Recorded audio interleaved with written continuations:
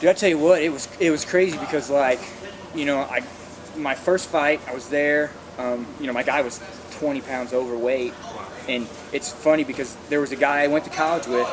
He was at the same weigh-ins. He was like my old friend, and Jose Vega.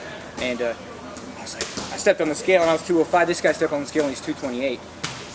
And we were friends, and he was like, "You gonna take this fight, aren't you?" And I was like, "Hell yeah, I'm gonna take this fight." And this guy was huge, and I took it anyway. And we got there. I remember this. I remember putting my jock on.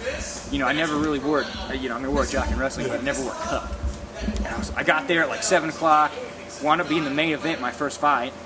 And I remember putting my cup on, and dude, I had the worst rash ever. By come like 12:30 that night, I finally wound up fighting, and I was like, I will never do that again.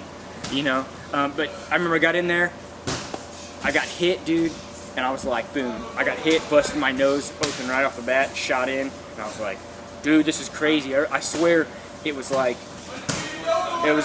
slow-mo, and everything was like, people's watching you, they're cheering. Wrestling isn't a glory sport. Wrestling, nobody comes to watch that. And I was like, people pay money to come see this shit. And it was a rush. I was scared, don't get me wrong. I think my last 2 fights, maybe I wasn't that nervous, finally. And I've fought almost 15 fights, I think. I don't really think fighting has changed me. I tell you what, it goes back to wrestling for me.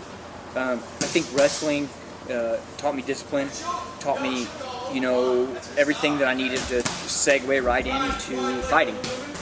So if let's say I hadn't wrestled, I would say, yeah, fighting would have taught me.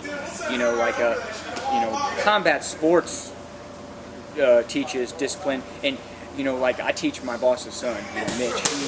I just started teaching him. He wants to be a boxer.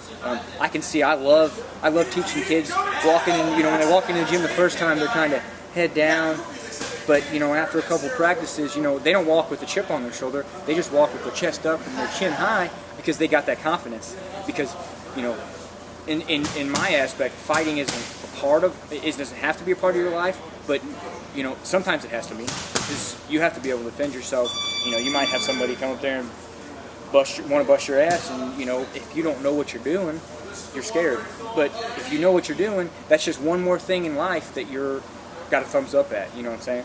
Man versus man. I've always liked that. In my freshman year of college, when it was football, it was like, oh, we did this because this guy didn't get this block. But if I lose, it's because I didn't train hard enough. You know what I mean?